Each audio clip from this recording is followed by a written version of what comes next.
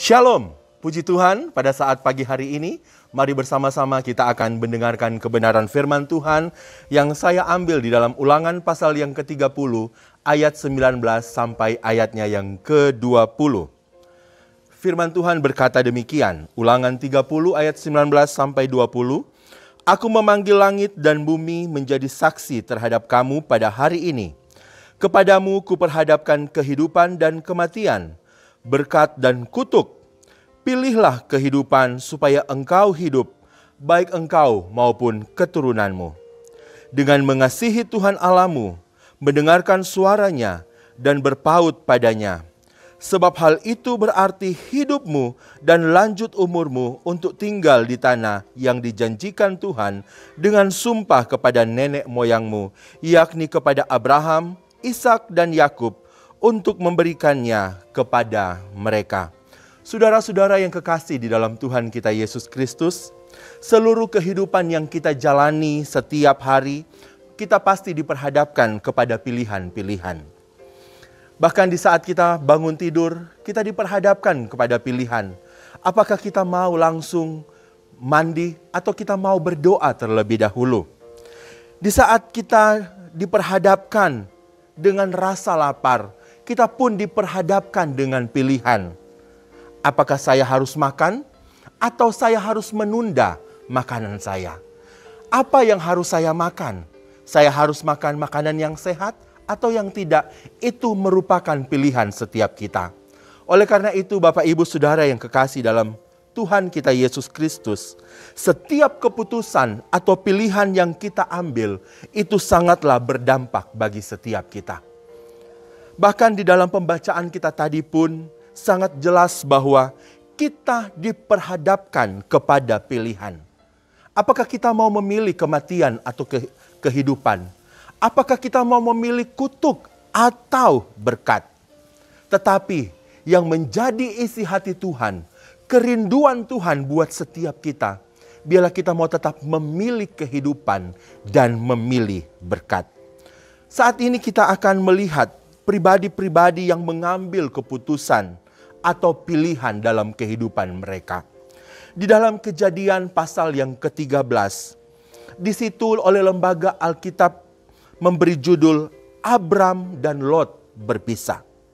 Di dalam kisah ini, dalam Kejadian pasal yang ke-13 ini, kita bisa melihat bagaimana Abram dan Lot itu diperhadapkan kepada pilihan yang akan menentukan masa depan mereka, akan menentukan kehidupan mereka ke depan. Pilihan mereka pada saat itu dibangun dari satu kondisi kritis mereka.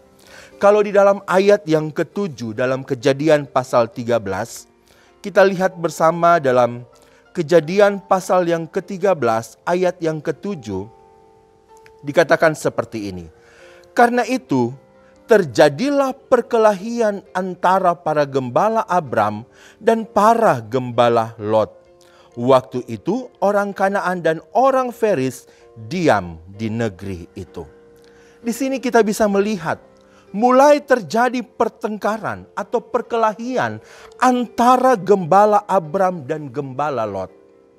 Maka pada saat itu Abram pun mengambil satu sikap untuk berpisah dengan Lot, agar gembala mereka tidak mengalami pertengkaran. Kalau kita membaca ayat-ayat selanjutnya, di situ Abraham berkata kepada Lot, kalau kamu ke kiri, maka aku akan ke kanan. Kalau kamu ke kanan, maka aku akan ke kiri. Dan di dalam ayat yang ke-10, di dalam Kejadian 13, di situ dikatakan seperti ini. Mulai ayat yang ke-9 sampai ke-10 dikatakan begini. Bukankah seluruh negeri ini terbuka untuk engkau? Baiklah, pisahkan dirimu daripadaku. Jika engkau ke kiri, maka aku ke kanan. Jika engkau ke kanan, maka aku ke kiri. Lalu Lot melayangkan pandangannya dan dilihatnyalah bahwa seluruh lembah Yordan banyak airnya seperti taman Tuhan. Seperti tanah Mesir sampai ke Soar. Hal itu terjadi sebelum Tuhan memusnahkan Sodom dan Gomora. Saudara-saudara yang kekasih dalam Tuhan kita Yesus Kristus, di sini kita bisa memperhatikan dalam pembacaan kita tadi di mana Lot dia mengambil suatu keputusan setelah dia melihat lembah Yordan itu seperti taman Tuhan. Namun berbeda dengan keputusan yang diambil oleh Abraham. Pilihan yang diambil oleh Abraham di mana dia menurut sudut pandang daripada Tuhan. Di dalam ayat yang ke-14 sangat jelas di situ dikatakan, setelah Lot berpisah daripada Abram, berfirmanlah Tuhan kepada Abram, pandanglah sekelilingmu dan lihatlah dari tempat engkau berdiri itu ke timur dan barat, utara dan selatan. Ayat 15, sebab seluruh negeri yang kau lihat itu akan kuberikan kepadamu dan kepada keturunanmu untuk selama-lamanya. Di sini kita bisa melihat, sekali lagi saya katakan bahwa Abram, dia mengambil pilihan menurut sudut pandang Tuhan. Dan yang terjadi dalam pilihan daripada Lot, Lot membuat dia harus mengalami pergumulan yang berat. Dan akhirnya dia harus keluar dari Sodom dan Gomora. Keputusannya pada waktu itu ternyata berdampak pada keluarganya. Berdampak kepada kehidupan anak-anaknya. Bahkan juga berdampak kepada istrinya. Karena Lot hanya melihat lembah Yordan. Menurut pandangannya itu seperti taman Tuhan. Kalau engkau sebagai kepala rumah tangga, keputusanmu juga sangat berdampak. Kalau engkau sebagai seorang pemimpin di suatu perusahaan atau dimanapun, keputusanmu dan pilihanmu juga itu sangat berdampak. Ingat, setiap keputusan-keputusan yang kita ambil seharusnya adalah sebuah keputusan yang sungguh-sungguh kita bangun di atas pemahaman yang benar dan menurut sudut pandang Allah. Bukan menurut pandangan kita saja seperti yang dilakukan oleh Lot. Tetapi kita mengambil sebuah keputusan, pilihan seperti yang dilakukan oleh Abram. Di mana dia mengambil pilihan menurut sudut pandang Tuhan.